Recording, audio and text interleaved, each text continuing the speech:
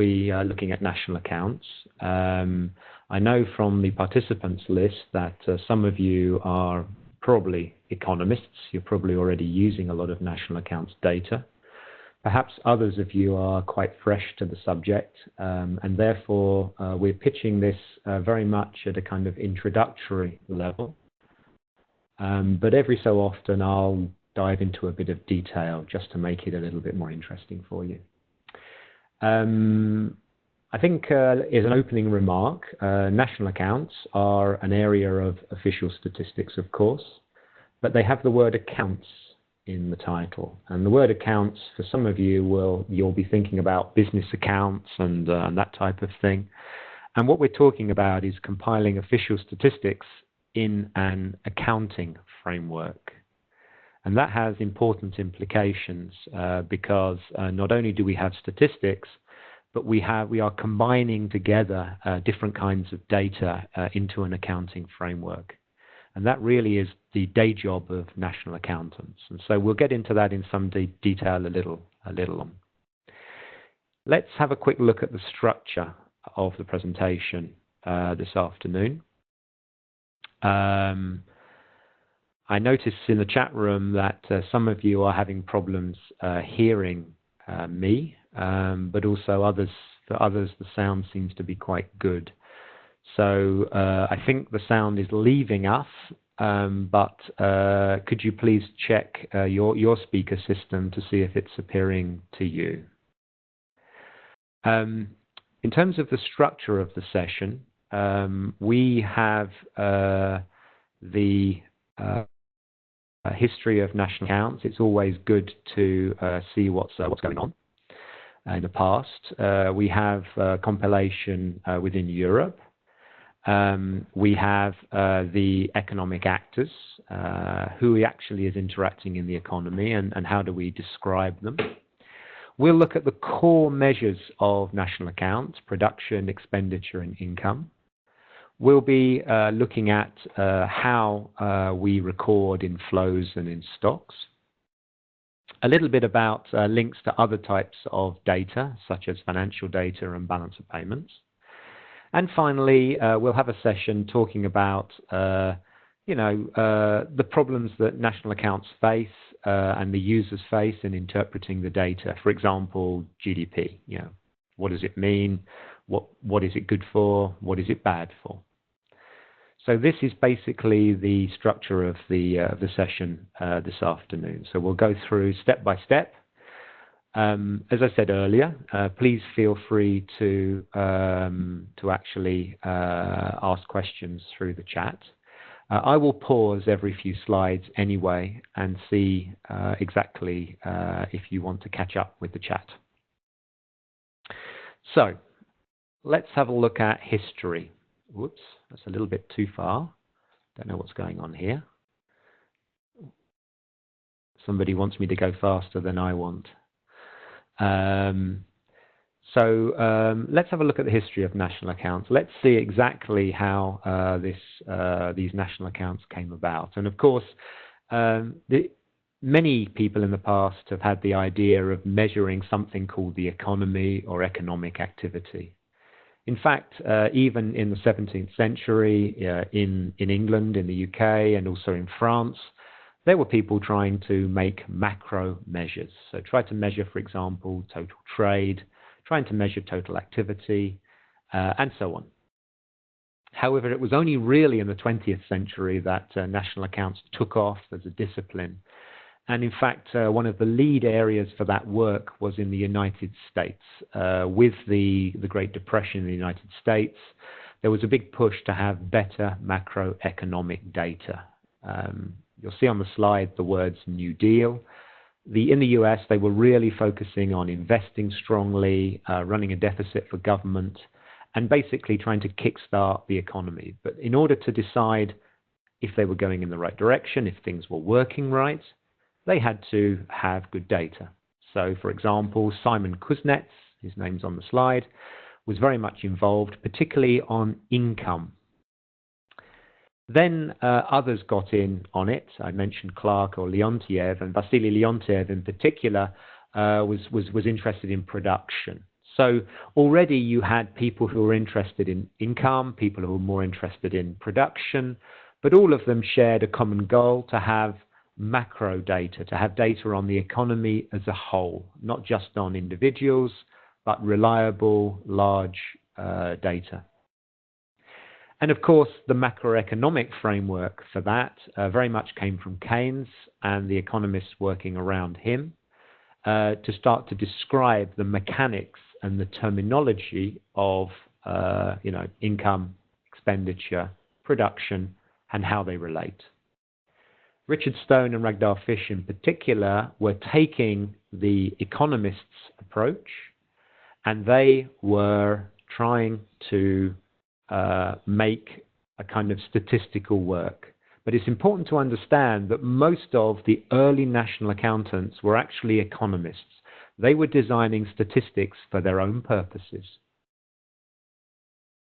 Then, within Europe, after the Second World War, we had the big period of economic reconstruction, the Marshall Plan, and so on. And with this came a very strong push for better macroeconomic data in all European countries. And this is really where pretty much every country in Europe started to really take off in terms of national accounts, making it in official statistics, putting public resources to make these statistics. However, before this, we were looking at economists developing data for their own purpose. But of course, subsequently, the bureaucrats got involved, and the United Nations in particular was leading the way on international cooperation in this area. And I think that that's important because this institutionalizes the development of the national accounts, taking it out of the academic sphere and bringing it very firmly into official statistics. Of course, the United Nations and others have their own interests at heart, because when you pay contributions to international organizations, you have to have some kind of data in order to calculate how much each country should pay. So you need reliable, regular national accounts data. Now, as the economy evolves, so the statistics have to evolve. And we are already facing challenges today from the way the economy is evolving in the recent decade.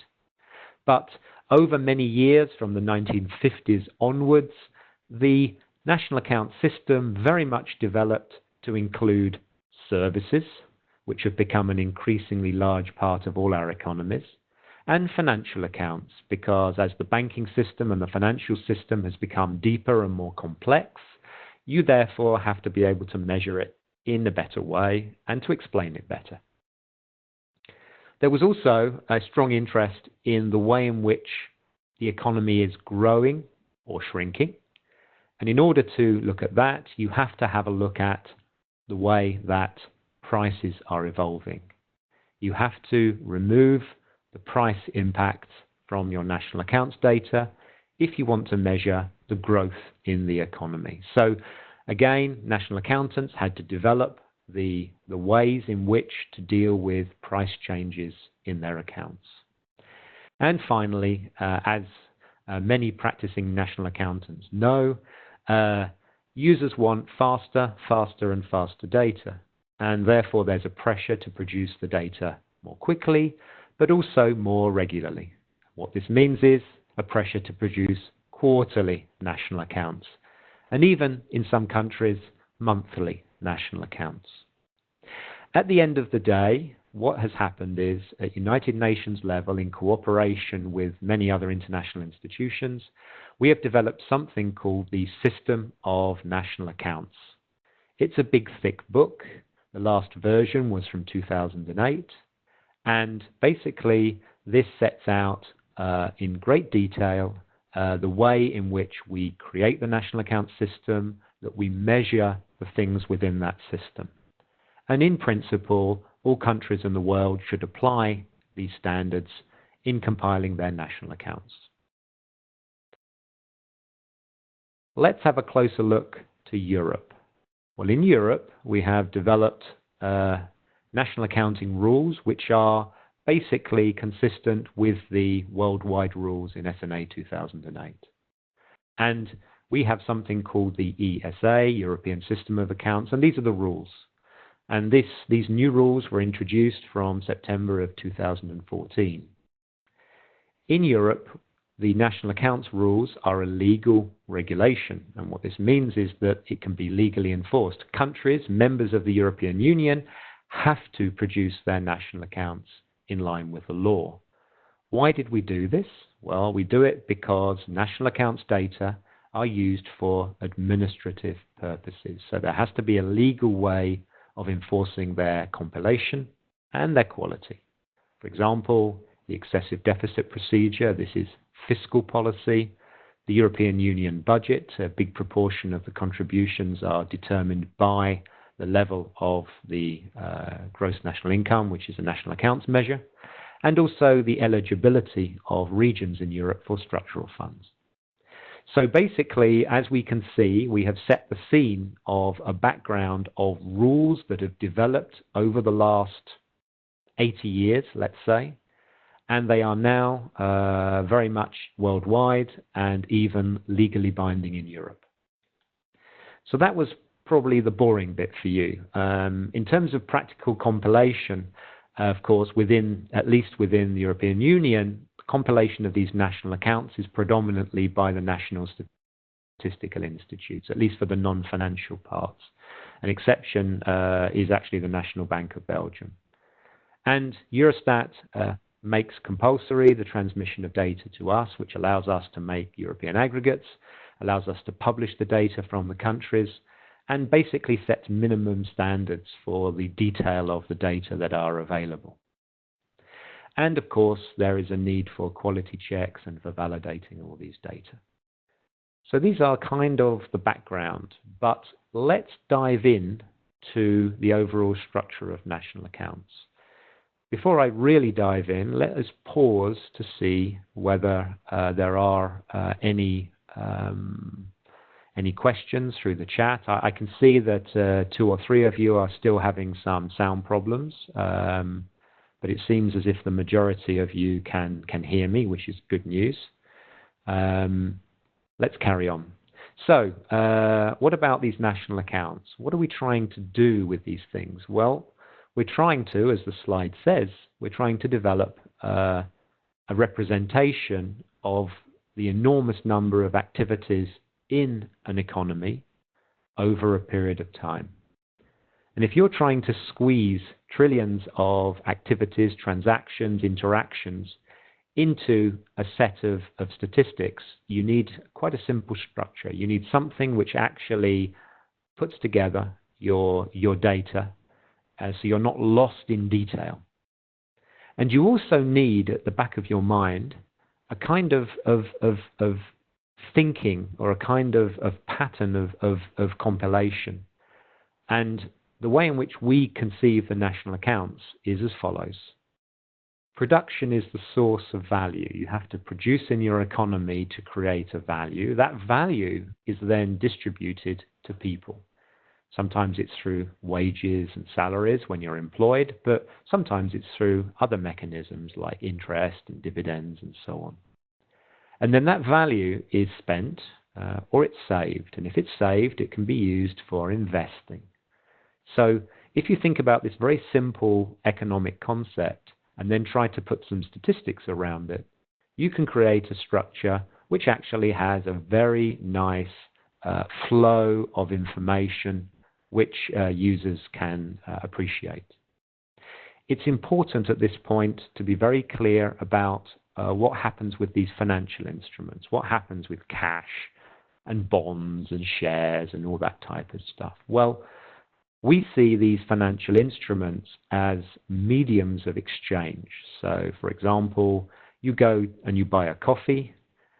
The buying of the coffee, the producing of it, and your consumption of it is in the national accounts. You see those there. But of course, the way you pay for it can be with a bank card, it can be with cash, it can be with many different ways.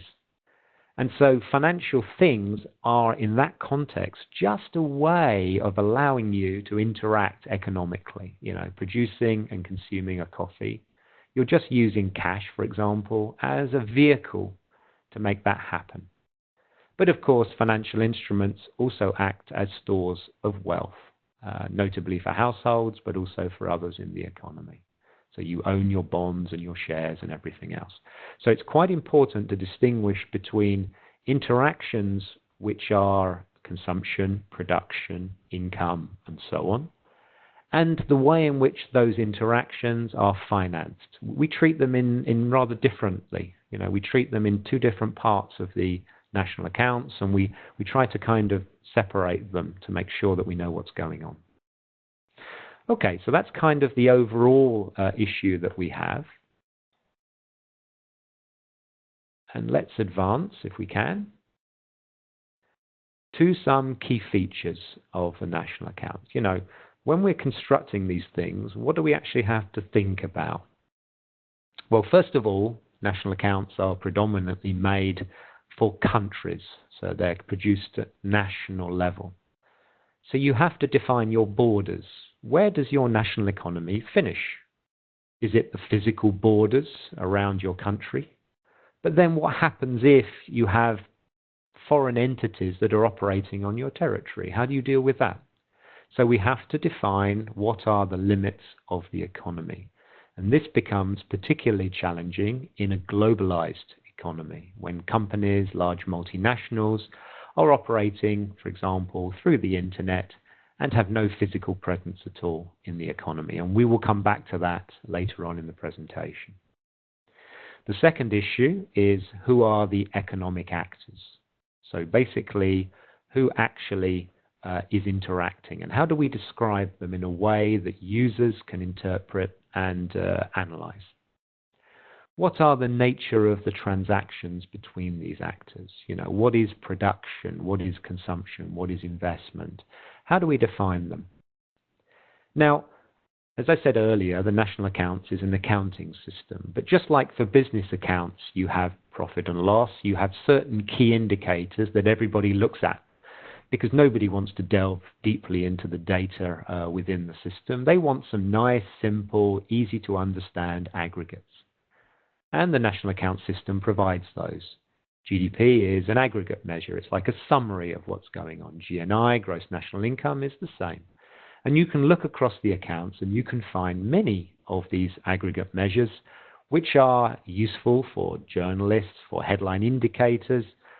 More sophisticated users will start to dig more into the data.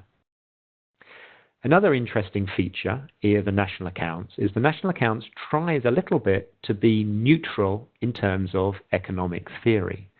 If we just produced data which related to one economic theory, everybody else who believed in another economic theory would say, you are not serving us, you're not providing data for us.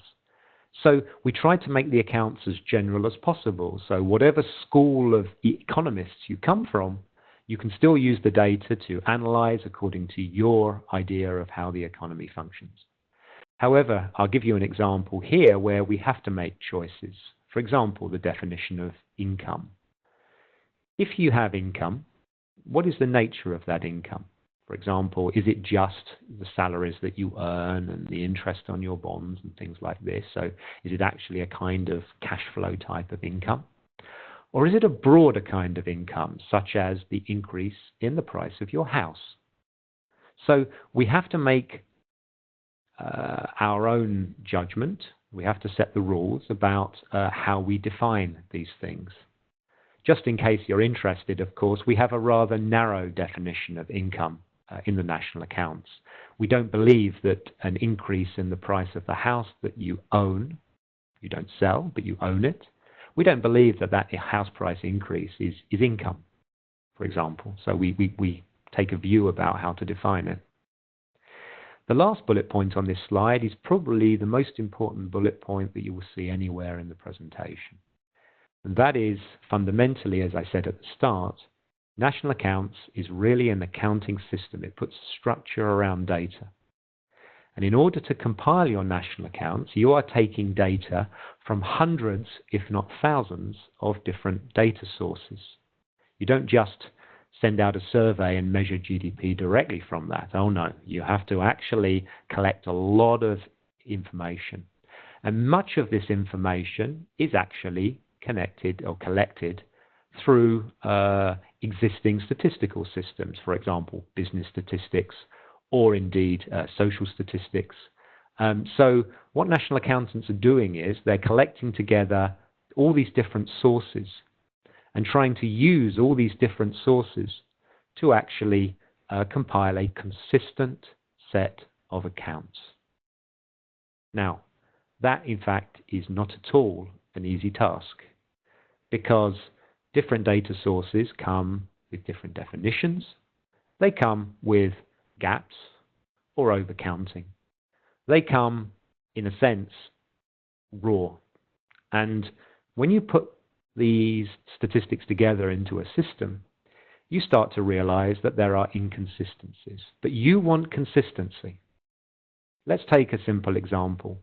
You want to know how many social benefits were paid to households in your economy last year. So you go to the government and the ministry tells you, we spent 10 million. And then you do a survey of households. You go to your household survey and you gross it up and you use appropriate statistical techniques, and you find that the figure is 12 million of received social benefits. In national accounts, in a structure where you put these data together, you cannot have two different figures for the same thing. What is paid by the government should equal what is received by the households. So what do? You want one figure? You have to make a decision about the quality of the data that you have. Should I put 10 million? Should I put 12 million?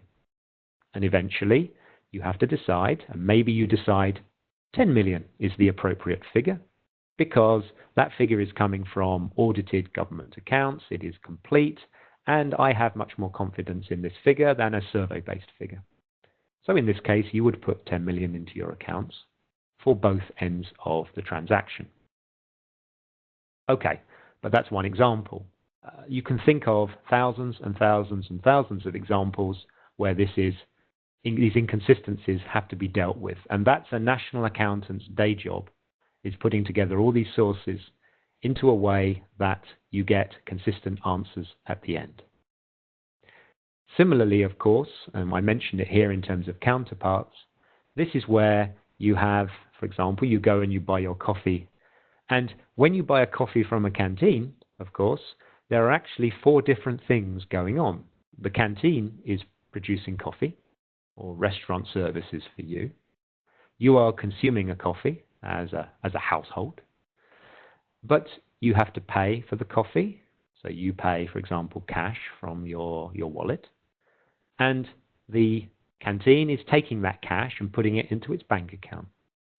If we want consistent national accounts across all of our data, we have to measure that purchase of the coffee at exactly the same amount, at exactly the same time, in all 4 places: production, consumption, and the 2 financial flows. And that is an extremely difficult job when you have potentially four different data sources for that individual transaction. Now multiply that by the trillions of interactions that we have in our economies, and you can see the scale of the problem. But of course, we're brave in national accounts. We have to work hard to try to overcome these issues in a systematic way and produce data of good quality. Let's have a look at the economic actors. Let's actually see who in our economy is interacting. And actually, we can look at what we call institutional units. We can say that a household is a unit, or a company is a unit, or a government ministry is a unit. And we can group them together to actually see how they behave collectively. So, for example, here you can see that we have something called corporations, for non-financial and financial. So these would basically be businesses, enterprises, but also other types of entities that are producing, let's say. We have general government. So So general government covers all levels of government, and these are, as we'll see later, producing mostly services which are based on taxpayer financing. We have the households, that's you and I, acting in a private capacity as salary earners, recipients of interest, savers in banks, etc., etc. We also have the non-profit institutions, so things like charities. So what we're doing is, for every entity in the economy, we're trying to put them into some of these boxes. Of course, it's also possible that we deal with entities which are not in our economy, foreign entities. For example, we import and we export to the rest of the world. So indeed, we have a rest of the world grouping. Now, of course, what this means is that it's the mirror image of our domestic economy. If we export something, it has to be imported by somebody else in the rest of the world. And this rest of the world, as is mentioned on the slide, is very closely linked with the balance of payments data that many of you will be familiar with. And of course, in balance of payments, there has been a big international effort over many years to make sure that the rules are the same. We have the same rules for measuring in balance of payments as we do for measuring in these national accounts. So we get consistency between the systems. You may notice in passing that, in fact, there are these strange codes on the left side of this slide, S.11, S.12, and so on. In national accounts, as indeed in many areas of statistics, we are using these coding systems to help us not only in data transmission and in validation, but also to help users to actually understand what you have. So I could look in a set, hopefully I could look in a set of national accounts from any country in the world, and even if I can't read the language, I can see the codes. So if the codes are used properly, I can actually extract the data that I need. So codes, classifications, extremely important in the domain of national accounts, as they are important in every statistical domain. Well, I take this point to encourage you, if you want to ask questions, to please use the chat facility. Otherwise, I'm assuming that I'm being very clear. What about industries? I mentioned earlier in the presentation the name of Vasily Leontiev, who was the father of production analysis and so-called input-output analysis. Some of you will be familiar with this, but let me briefly explain. If we're interested in how industries interact, that is the process of production itself, we actually want to group together those industries or those companies that are operating in particular parts of the economy. So, for example, we would want car manufacturers to be grouped together so that we can produce data on the car industry. And for this, we focus on something called kind of activity units. So we look at individual factories, we look at individual companies which are producing certain kinds of products, and we aggregate them by their activity. So if you look into national accounts data, you can find industry level data, and this is very highly used by some economists to analyze production, to analyze productivity, to analyze many other aspects of the economy. Within Europe, we're using this NACE classification for these industries, just in case you're interested. Of course, a particular company can have a number of different activities. It might not just produce cars, but it might produce washing machines as well. So we have to think about how we collect the data both on industries and on products, because we want as homogeneous a set of data as we can get. We don't want to mix up washing machines and cars. There is some overlap between the way that we analyze industries and some overlap with the sectors, for example, non-financial and financial. But it's hard to do. It's actually very hard to do because these are two different ways or two different lenses in which we can analyze the economy. And finally, as I mentioned just now, input-output tables and indeed supply and use of products in the economy. These kinds of tables are heavily used by some users, and they are a perfect way of analyzing how industries are dealing with each other. So, for example, if your steel industry in your country suffers a catastrophic problem, you can use these input-output tables to work out which other industries are affected but potentially by that, and policymakers can then take action. So we're looking at the interaction between different industries. So those are the actors in terms of sectors like households and government, the actors in terms of the industries when we look at production. What about our national accounts flows then? What kind of flows do we have between these actors? Well, we have, doesn't seem to like this. Okay, so we start off with production. As we said earlier, production is where the value in our economy is generated. If we don't have production, we don't have any value in our economy. And from production, we have something that is called value added. We'll come back to that at a later slide. But this is basically, after the process of production, what's left. Then we have the value added, for example, in companies or enterprises, is generating income. It's generating income for workers in those industries, but it's also generating dividends for shareholders, etc., etc. And that income, which is being received, can be spent. So, for example, households, you can go out and you can buy your daily food shopping, or you can go out and buy a car. So, that is the circular flow, because, of course, when you're spending on production. You're either spending on your production from your national economy, or you're spending on imports of goods and services from somebody else's economy. However, this cycle can be extended. So if you don't spend your income, you can save it. And when you save it, you can save it in different forms. You can save it in terms of assets, but also you can take on liabilities and borrow money as well. And those assets can take the form of non-financial assets, such as houses, for example, or they can take the form of financial assets, which, as we saw earlier, could be things like bank deposits, bonds, shares, that type of thing. But of course, when you have your saving and these financial assets, the banks that are receiving your savings can loan money to companies to make investment in their own assets, whether it be their plant and machinery, or it could be intangible assets such as research and development. So here we have a map of the different flows which we can see within the national accounts. And the idea is we construct these flows from all the data sources that we have, and we make them consistent, and we present them according to the type of economic actors that are doing them.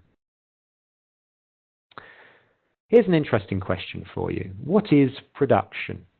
Now, some of you will think, well, it's obvious, isn't it? Production is a factory stamping out these products, these goods. Isn't that just obvious what production is? Well, yes, that's obviously production. But we have to make choices because the world is not so simple. So we say production is under the control of an institutional unit, under control of one of these economic actors in our economy. So, for example, we have things like when you build stuff for yourself. So own account, we call it production. So if you were brave enough to build your own house, that would be production.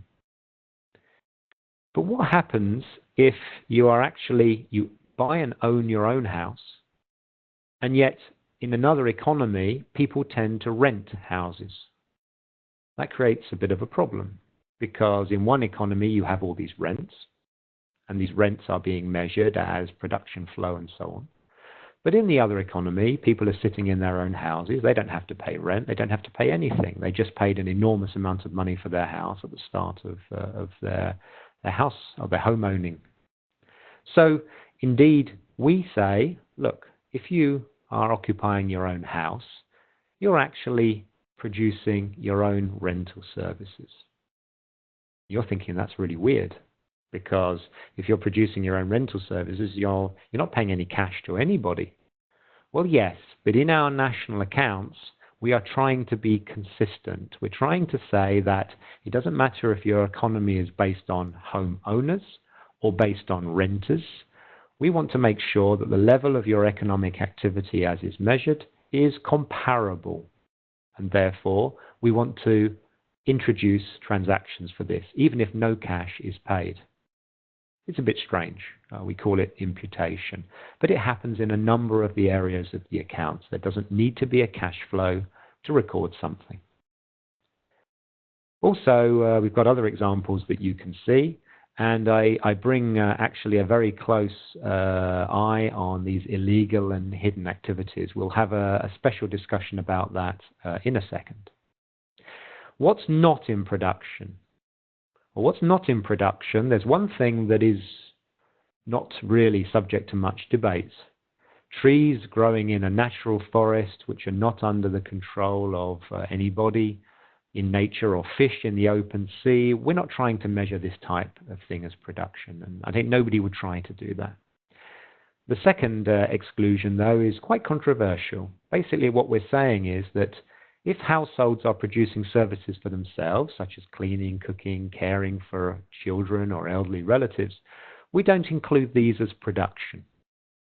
And this, of course, raises quite some concerns, because if we're not including these as production, then all of the stuff that's done in the house is just not measured in the statistics. Well, yes, that's true. But these types of services that you're producing for yourself, you never see appearing on the market. You're not selling them to anybody else. You are generating them yourself. And it's extremely hard to measure them, to measure the time that you spend on them, and to work out how to value them. So for a number of reasons, these are excluded from production. So here we have a definition of what is production and what is not production, and we have to make the rules to decide. Well, so far so good. People don't seem to be asking too many questions in the chat room, so I guess let's carry on. Okay, I mentioned earlier that production is the source of value in the economy, and we have this concept, this idea of value added. And if you have a look at this simple agricultural example, you'll see what value added actually means. So let's see the farmer. The farmer uses some seeds to plant and make wheat. So the total wheat that's being produced is 700 plus 500. And the wheat is then milled into flour. So you have 1,800 of flour. And then the bakery takes the flour and makes the bread. At the end of the day, what is available to the consumer? What can actually be consumed by a household at the end of this process? Well, if you look to the far right of this slide, you'll see it's the bread. It's the bread that we buy from the bakery. And if you see the bread in total would be 2,600 of bread. But of course, that doesn't take account of the fact that within that bread, there is the production of the flour and the wheat, which is then used during the process of producing bread. So when we look at value added, at each stage of the process, what we're interested in is what does each of these actors actually end up with after they've used their inputs. And so the farmer is producing an extra 500 because the seeds don't count. The mill is producing 600 because the wheat is being used to make the flour. And the bakery is producing 800 because it's using the flour, of course. So the value added is the parts on top of the dotted lines at each stage of the process. And we call the inputs that are being used intermediate consumption. That means it's consumption by businesses to produce other products. So it's a kind of intermediate step in the production process.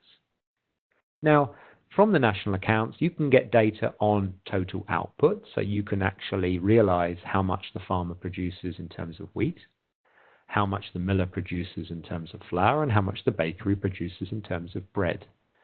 But in aggregate, most people are interested in what's left after production is done, and that's the value added.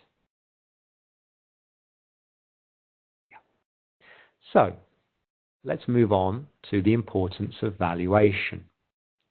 I mentioned earlier that national accounts is made up of hundreds and thousands of different data sources. And those data sources can come in many different kinds of definitions. So if you ask a company, how much was your output, the company will price that output in the price that it leaves the factory, for example.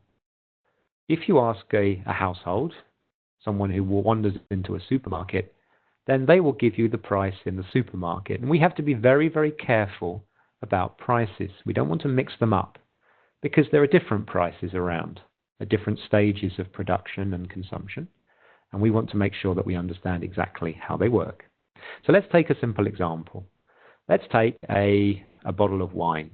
A wine producer makes a bottle of wine for 10 euros. We call this the basic price. So that basically will give the wine producer to cover the costs plus a profit for the wine producer. So 10 euros.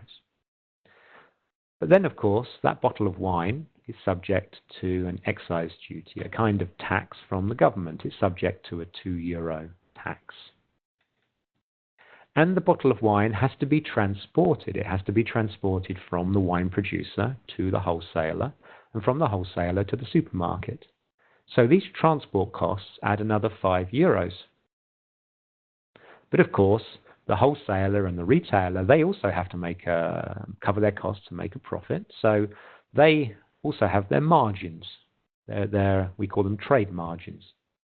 So that again adds to the cost, shall we say, of the bottle of wine. And there's value-added tax. And the value-added tax is levied at the very end on the total.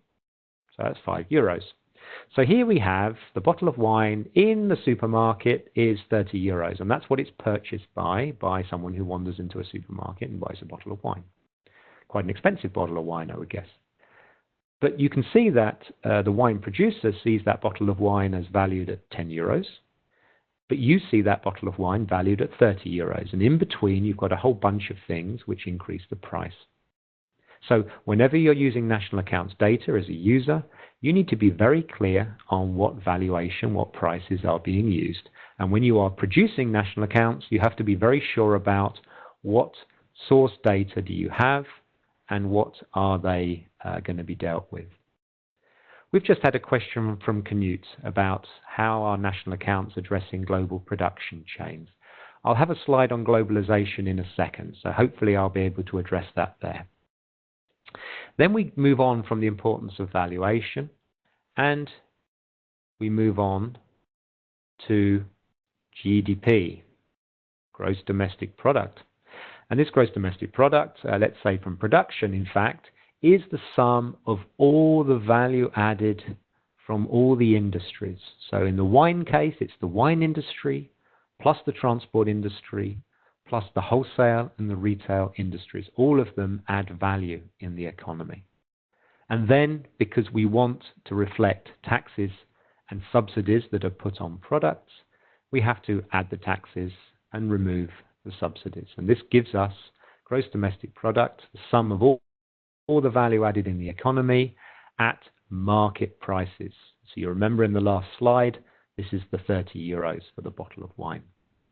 Of course, GDP can also be measured from expenditure and also can be measured in terms of income. And hopefully, all the figures are the same.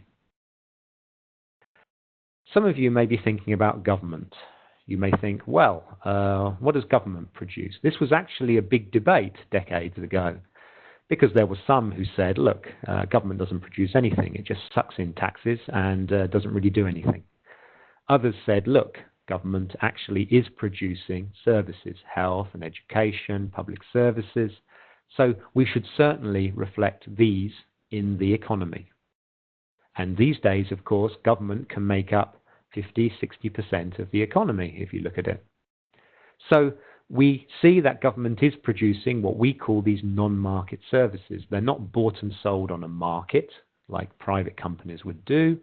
They are provided for free or at artificially low prices. So what do we do with this kind of output?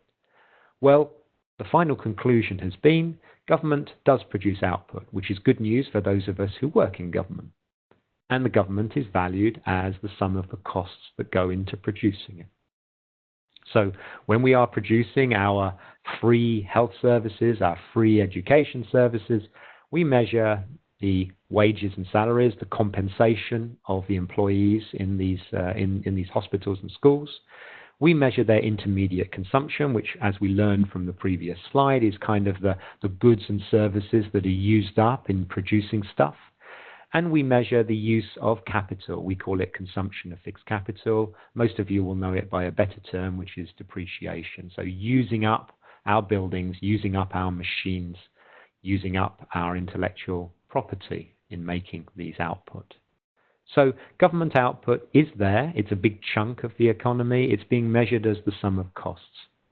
Some of you who are analyzing this will actually have to think carefully, because what does that say about productivity? If we're measuring government output as the sum of costs, how do we show an increase in productivity? How do we show an increase in the quality of what's being produced? Difficult area, difficult questions which we're trying to address. Okay, so let's talk about expenditure. So from the expenditure side of the account, so we've done our production and now we're looking at expenditure. We have different kinds of expenditure in the economy. We have households. That makes up most of the expenditure in the economy. That's you and I spending stuff for ourselves and our families. We also have, skipping over the second one, we also have investment and we have trade, for example, exports and imports, because we have to take account of the fact that some of the things we produce, we send or we sell to other countries, and of course we import from other countries as well. What about this government thing? Well, this government thing is a reflection of the fact that we are measuring government output. So let's say, for example, that government is providing services for defense. We pay the army, we pay soldiers in the army, we buy tanks, and we buy all kinds of other military equipment. And we're measuring that as an output of government. The question is, who consumes it? Who is spending? It's provided for free, although of course it's funded by our taxes, but it's not individually consumed by households, it's not individually consumed by companies, it's consumed by everybody because it's a public service. So this is where we put things that are actually government output, which we measure as the sum of costs, which is not being consumed directly and being paid for by households or through investment or indeed being traded. So it kind of makes up for this idea that if you have a production, somebody has to consume it. But if society is consuming it, we have to put it somewhere, and this is where we put it. So everything balances. Everything that is produced is consumed somewhere, whether it be consumed in our country or consumed in another country. And at the bottom, for those of you who are more mathematically minded, the very nice equation: household final consumption expenditure plus government's final consumption expenditure plus investment plus the balance of trade of exports and imports measures our GDP from an expenditure side. And if we measure very well and if we get full consistency in our accounts, the GDP measured from production is equal to the GDP measured from expenditure.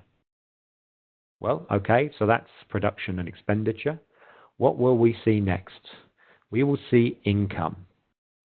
And we will see different kinds of income in the data in the accounts. We will see, for example, wages and salaries. We call these compensation of employees.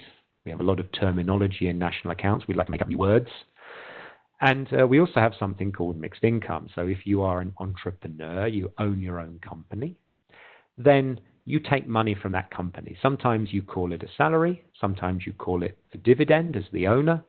And of course, the balance between the two is probably determined by the tax arrangements in your country.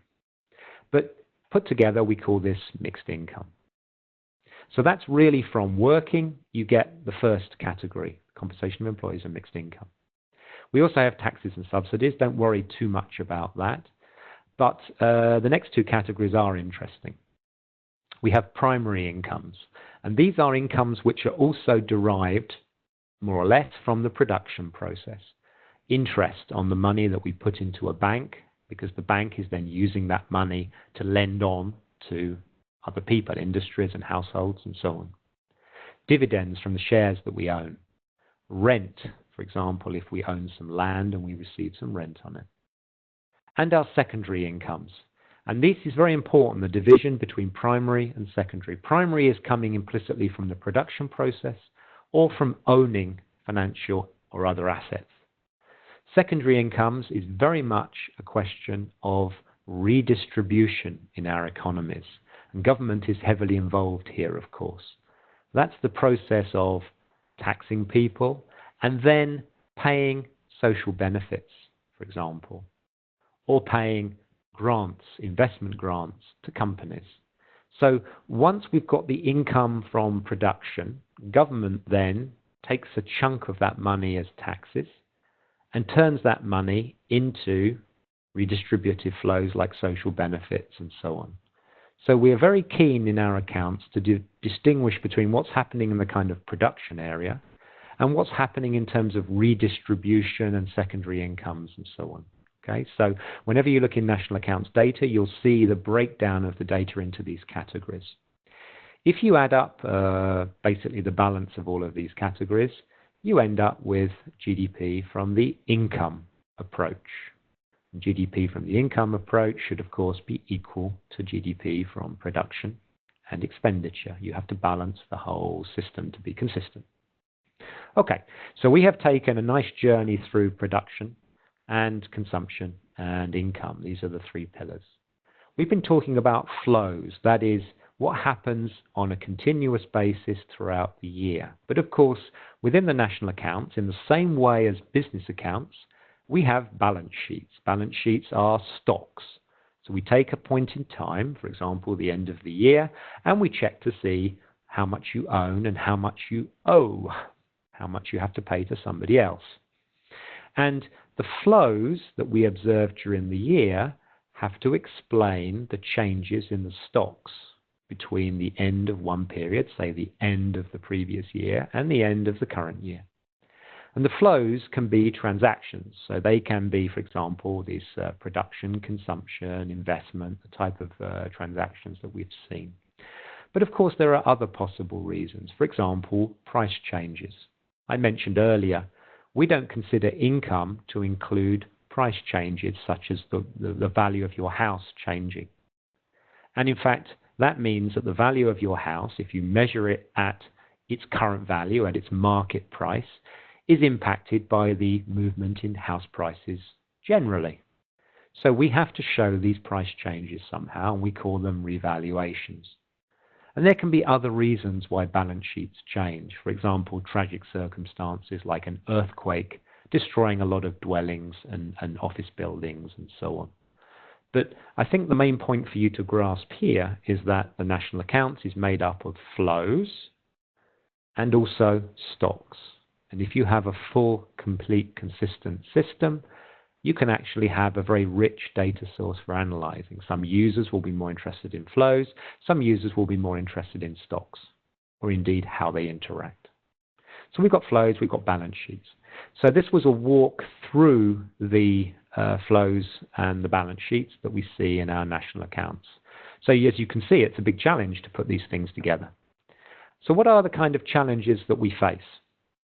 And indeed, the first challenge is dealing with hidden activities. It's called different names in different countries, I guess in your own languages, but let's say in English, the black economy, the hidden economy, the underground economy, okay? And inevitably, there will be people in the economy that don't want to declare themselves to the government. They want to avoid taxes, they want to avoid other complications, let's say. But national accountants, we want a consistent and complete set of data. So how do we deal with missing things? How do we deal with the fact that some people are just not included in our primary data? Well, there are various ways in which we can do that. And indeed, this could be quite significant. In some countries, it could even reach 15% of GDP. So it's a very important thing that we have to carefully discuss and check to make sure that we have comparability between the countries. We can use labor data, for example, to cross-check between data on production and data on labor. And where we see inconsistencies, we might be able to get a clue as to what's going on. We can use the use of energy and materials. We can look at official studies, VAT evasion studies by the tax authorities. There are many different ways in which we can try to put this together. The big strength of the national accounts system is we are contrasting many hundreds of different data sources. So if it's picked up in one data source and not in another, we can kind of try to fill in the gaps and create some consistency. Okay?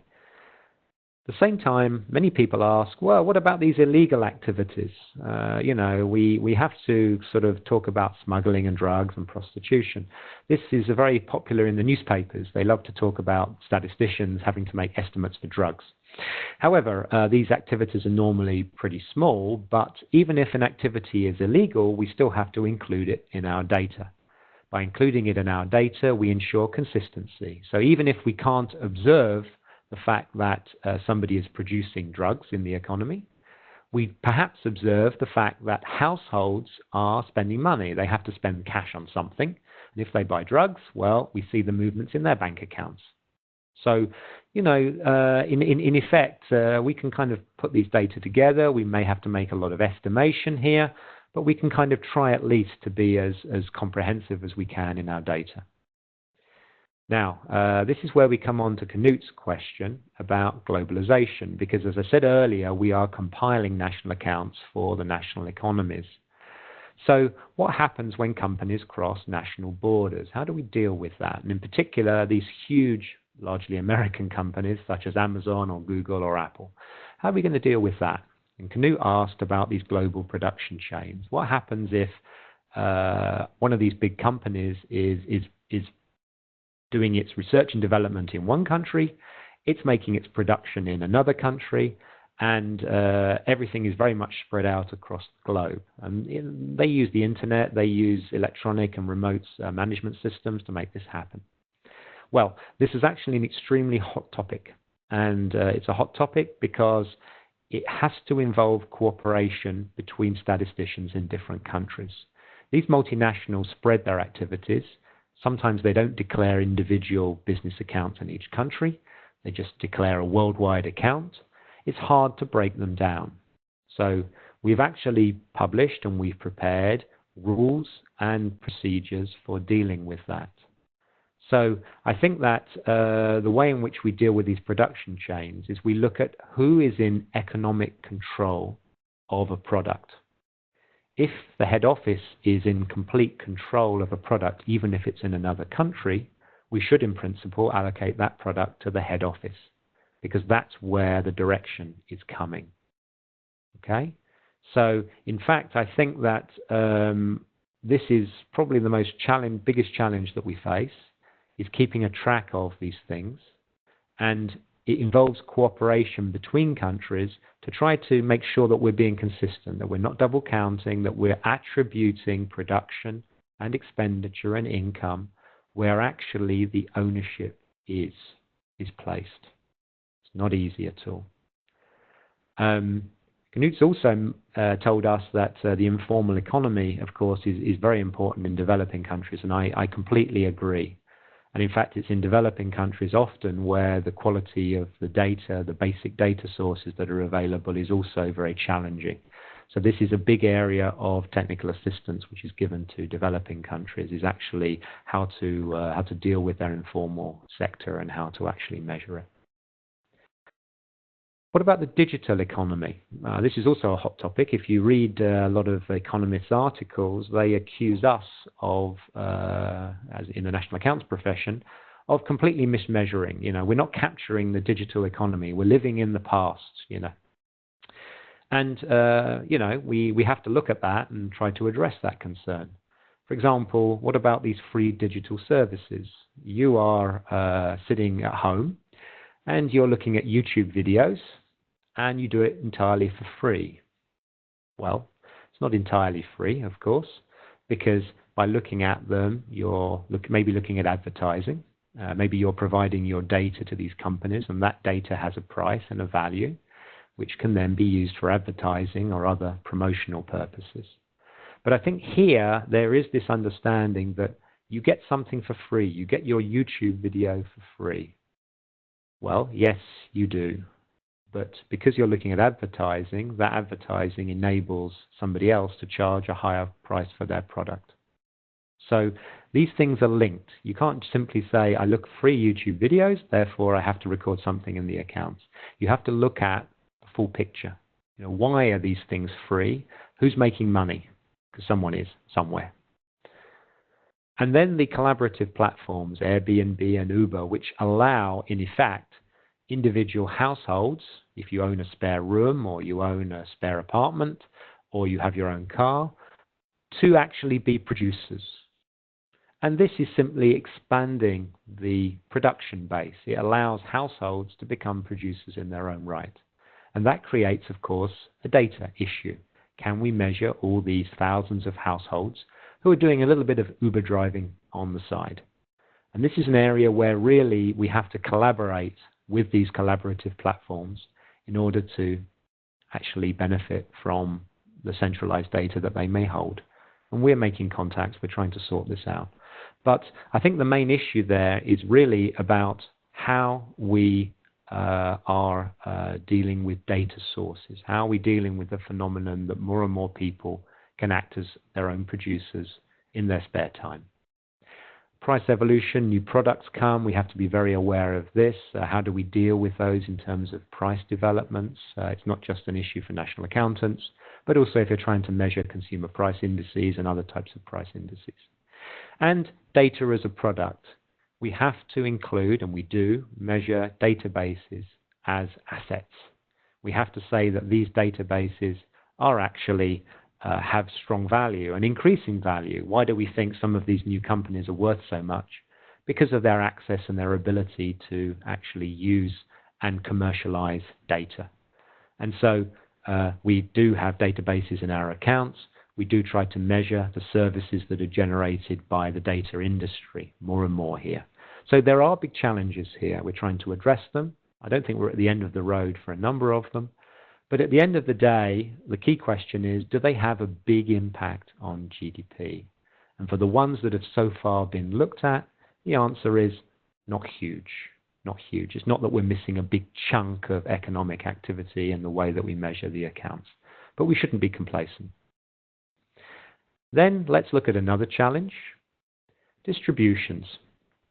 Those of you who are big fans of Piketty and others will know that certainly in the last decade and probably more, there's been a big emphasis on the distribution of income. The fact that actually we shouldn't just look at total income. We should realize that there are very rich people and very poor people in our economies.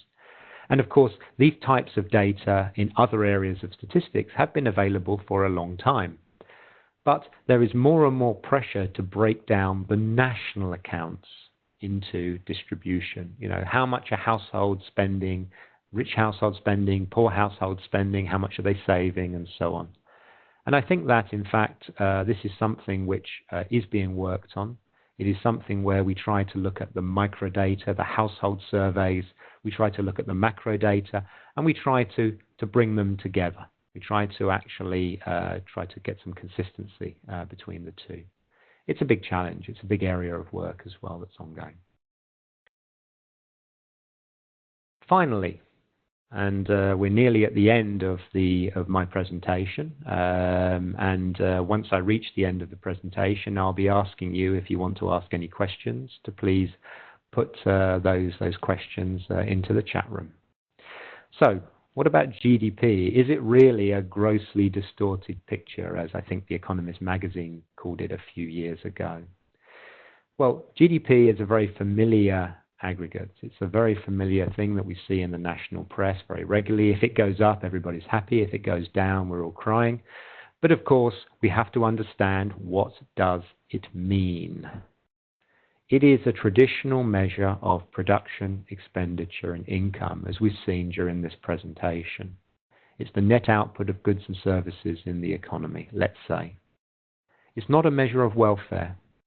You can have a very rapidly growing GDP, but society's falling apart.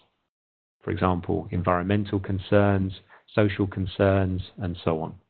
So those that try to use GDP as a welfare measure should be very, very careful about what they're doing. If we do want, within the traditional national accounts system, to measure something which is closer to the way people look at it, net national income, or NNI, could be used. But it's difficult to measure because you're subtracting this depreciation of capital assets, which is not so easy to measure. And again, at the end of the day, it doesn't take into account environmental factors. It doesn't take into account social factors. So if GDP isn't a measure of welfare, is it a measure of wealth? Is it a measure of how rich we are? Well, it's not a wealth measure because wealth is a stock idea and GDP is a flow idea. So a country can be very wealthy, but in fact, for 1 or 2 years, GDP is falling. But it can still be wealthy. It still owns a lot of assets. It's just that the flows are not looking so good at that time. Finally, though, I think this is the area which we've seen a lot of work in the last 10 or more years, and that's the idea of complementing GDP by other measures. For example, we can complement GDP with measures on the environment, on leisure time, and so on. There was a report, we call it Stiglitz report. It was a Stiglitz and Fitoussi. They were the 3 authors behind it. The idea that you take your GDP figure, yes, but you put it in the context of other indicators that you get from official statistics, for example, such as how is the environment going? Are we working like crazy to generate all of this GDP? So how much leisure time do we have, or if we don't have, and this type of thing. So we take, indeed, a context here. National accounts, we have our definitions, we have our concepts, but at the end of the day, they mean something, but they cannot be extrapolated to mean everything. There's no holy grail in terms of a single figure. So that was a little bit about GDP. And the overall presentation of, the overall title of the presentation was National Accounts, what are they good for? And what we've seen is that these national accounts have been built up over a long period of time to serve initially the needs of economists, macroeconomists, but in more recent years, they are serving a very broad audience of users. These national accounts are a tool, a system, to integrate many different other kinds of data and try to ensure that they're presented in a consistent way. So they're very rich, but at the same time, in compiling them, there are many, many judgments that we have to make in order to put them together. And as we present them to users, and as we see from the last few slides, we have to explain that you can use the national accounts data for some things, but you should be very cautious in trying to use them for a very broad range of issues. And as we can see, there are challenges as the economy develops, so national accounts has to develop along with them. We can't get left behind by the economy. We have to keep being relevant in order to provide good statistics for our users. Okay, I think, if I remember well, that we are at the end of this webinar presentation. But now we have an opportunity, if you would like, to add any questions or any comments that you'd like to make into the chat room. So I'll pause briefly here and allow you to think a bit and see if you'd like to add anything in the chat room, anything that I've mentioned where you're not very clear, where perhaps you'd like to be interested in a bit more information. Well, so far there is radio silence from the chat room. Knut's been active, thank you Knut, but would somebody else like to add anything?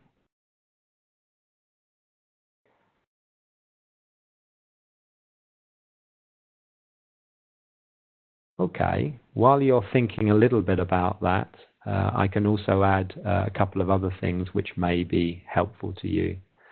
The first one is in terms of publication of data. Where can you get national accounts data from? Well, actually, national accounts data, like any other official statistics, can be found on the databases and in the releases of the statistical authorities, so predominantly the statistical offices and national statistical institutes in the countries.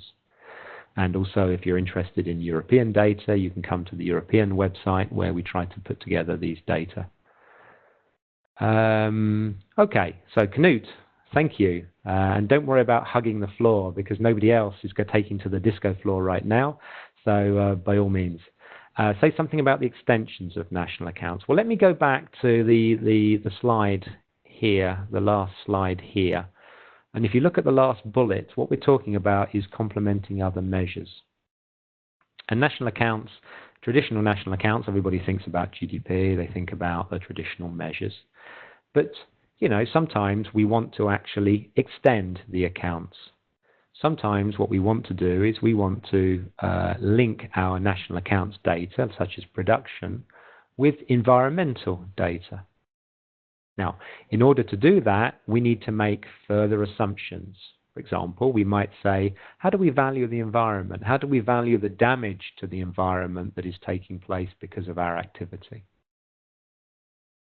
One possibility is you take the national accounts and you change them.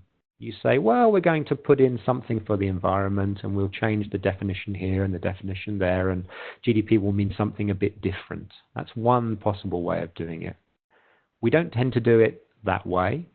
The way we tend to do it is actually, as Knut has said, we tend to go for so-called satellite accounts. So we take these national accounts, traditional national accounts, GDP and so on, and then we attach onto them further estimates, for example, environmental data, and we create something that we would call an environmental satellite account. And if you look in there, you'll see GDP, you'll see the traditional measures, but you'll also see measures of environmental degradation, environmental assets and stocks and so on, and how they move, which are based on other data, other assumptions. And so what's happening is the system is being extended in a sort of satellite way, like satellites going around an Earth. But at the same time, the traditional system, the GDP, the so-called hard measure that economists are also looking for, is retained. So it's a way of actually putting together the two things. And Knut, you've also asked another question, thank you, about the digital revolution. And you ask about economic activity. And these classifications are very important because if we want to be sure that we're including new kinds of activity, such as services using data, it's important that the way the data are collected at the basic level, the questionnaires that are sent to companies or the administrative data that we're taking, is actually broken down so that we can see this type of phenomena occurring. And that means that the classifications are actually needed to actually help us. Of course, classifications are developed not by national accountants normally, they're being developed by classification experts. They change relatively slowly, perhaps every 10, 15 years, perhaps a little bit faster in some cases. At the moment, we do have quite a lot of digital stuff in there. We can't ignore the development of the economy in the last 20 years. But yes, it's important that the classifications remain up to date, that in the next versions of the classifications, we try to make sure that we have the breakdowns that show us that digital things are being included and measured, and the information can be given to the users. So yes, it's important. Okay, and then Ine Spain has asked, could you point out an inconsistency between ESA 2010 and SNA 2008? An example. I wouldn't go so far as to say an inconsistency. In fact, generally speaking, ESA 2010 is kind of extending a little bit in some cases. It provides more guidance. So, for example, you'll see in there a lot more guidance than you'll find in the SNA, the worldwide standard. You'll find a lot more guidance in ESA about how to deal with European-specific transactions, for example. But also you'll find very specific ways. So let's give an example of the way in which we deal with education and health output.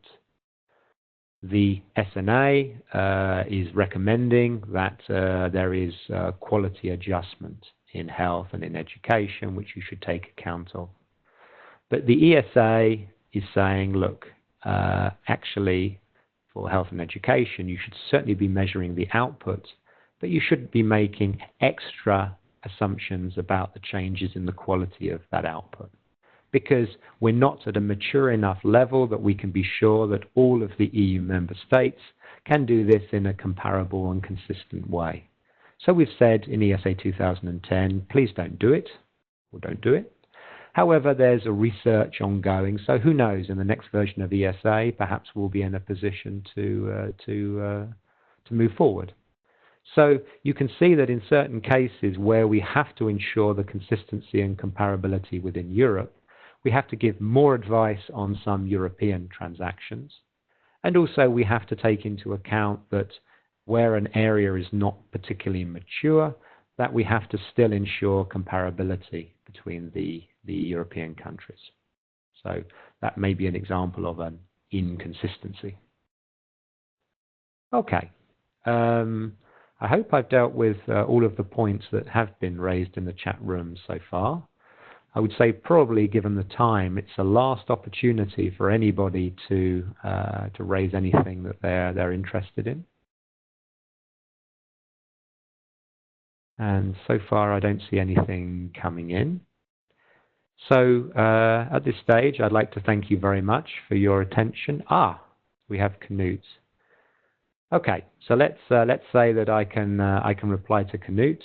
Yeah, in the UK there's this famous National Health Service, and in Germany there's a mix of insurance, private actors, and government actors. How do you make the data comparable? Okay, well, across GDP as a whole, across the economy as a whole, what you can do in terms of comparability is we're measuring the output of free hospitals, and we're measuring that at the sum of their costs and so on. We're measuring the output of the private hospitals as well, and probably that includes a profit element, but we're measuring the output of both. The interesting part about comparability is when we break this down into the sectors of corporations and government. And there, I agree, we have to be very careful, because in one country we may find that all of this stuff is being recorded in the government, and in another country, we may find that there is actually a big mixture between corporations and government. So at the level of GDP, I think we're less worried. But as soon as we start to analyze the size of a government, then we have to be careful. We have to make sure that when we take the government data, we realize that different countries have different ways of delivering these services, private, public, and not-for-profit, for example. And so the comparability is an issue when you're using data, for example, for government. So you have to be careful. But of course, as I said earlier, because we're measuring government output, it's not that government disappears from our figures. It's in there. We try to take account of government's output in terms of health and education and other things. So again, it's very much when you break down into the actors in the economy, you have to be careful and you have to understand that there is a different structure in different economies. So yeah, I mean, I hope I answered your question on that. Okay, so I think that probably we'll end it there. That's all, folks, as they say. Thanks very, very much for listening, and thank you to those who have been asking questions. And I think it's been a very productive session. And I hope that you've benefited, and I wish you every success in future webinars and in the rest of the studies if you're part of the EMOS program. Now, shall I hand back to Elvira, or shall... Yes. Okay, so have a good afternoon and good evening, everybody. Thank you.